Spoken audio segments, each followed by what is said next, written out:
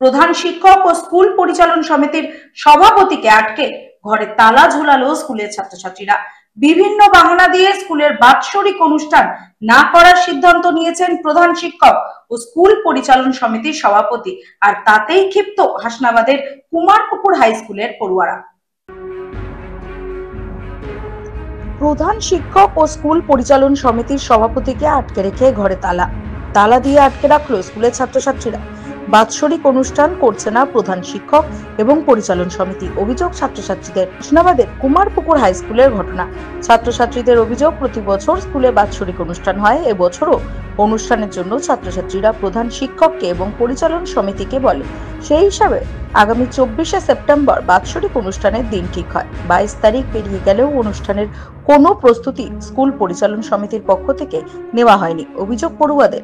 পড়ুয়ারা জানায়, তারা প্রধান শিক্ষককে এই বিষয়ে জিজ্ঞাসা করলে তিনি বিভিন্ন বাহানা দিয়ে বলেন যে এই বছর বাৎসরিক অনুষ্ঠান স্কুলে হবে না, আর তাতেই আশাহত ছাত্রছাত্রীরা।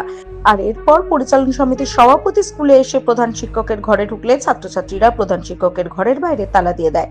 ঘটনাস্থলে আসে হাসনাবাদ থানার পুলিশ এসে ছাত্রছাত্রীদের বুঝিয়ে তালা খুলে দেয়। যদিও এই বিষয়ে প্রধান শিক্ষক বা পরিচালন সমিতির সভাপতি কোনো প্রতিক্রিয়া জানাননি।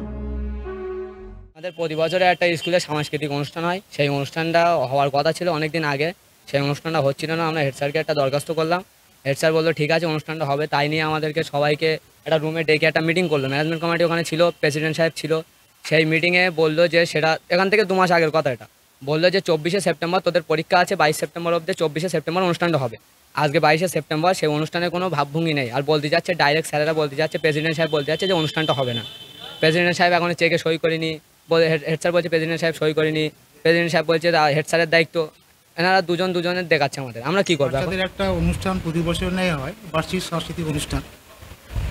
তো একটা ডেট ফিক্স ছিল 24 তারিখ। তো আমরা সেই মতো 24 তারিখে অ্যাজ এ টিআইসি হিসাবে আমি চেষ্টা করেছিলাম 24 তারিখে করার জন্য। ইভেন এমসি যে মিটিং অর্গানাইজ সেটাও আমি করেছিলাম 4 তারিখ, সেপ্টেম্বরের 4 তারিখে। এবং বার্ষিক সাংস্কৃতিক অনুষ্ঠান হচ্ছে বাচ্চাদের একটা ভাইটাল বিষয়, কিন্তু সেই মিটিংটা উনি ক্যান্সেল করে বিশেষ কারণে ক্যান্সেল করে, যার জন্য সেখান থেকে সেই মিটিংটা আমাকে করতে হয়েছিল 18 তারিখ। 18 তারিখে উনি মিটিংয়ে ছিলেন, আবার এমসি টিআর নন টিআর সবাই ছিল, এজেন্ট ছিল। কিন্তু উনি সেই মিটিংয়ে আসার পরে রেজুলেশন নিজের মতো করে তৈরি করেন এবং সেখানে সিদ্ধান্ত হয় যে অনুষ্ঠানটা সর্বসম্মতিক্রমে আপনার 24 তারিখেই হবে নির্ধারিত দিনে। কিন্তু উনি সেই মিটিংয়ে যে রেজুলেশন তৈরি হলো, মিটিংয়ে রেজুলেশনে সই না করে উনি ঘর থেকে বেরিয়ে যায়। এবং একটা অনুষ্ঠান করতে গেলে একটা অ্যাপ্রোচ একটা টাকার প্রয়োজন হয় এবং সেটা ডেভেলপমেন্ট ফান্ড থেকে তুলতে হয়। তো ওনাকে চেক করানো হয়েছে 18 তারিখে, কিন্তু উনি সেই চেকে সই করেননি। এবার সই না করলে সেই টাকা আমি তুলতে না পারলে আমি কখনোই অনুষ্ঠান চালাতে পারবো না। এবং আমার বাচ্চাদের নোটিশ খাতায়ও লেখা আছে যে উনি চেকটা সই করলে আমরা সেই নোটিশটা সার্ভ করবো। উনি যেহেতু চেকে সই করেননি, চেকটা আমার কাছে আছে বলে দেখাতে পারবো, মিটিংটায় আছে সই করেনি, খাতাটা বলে আপনাকে দেখিয়ে দেবো, কোনো সমস্যা নেই।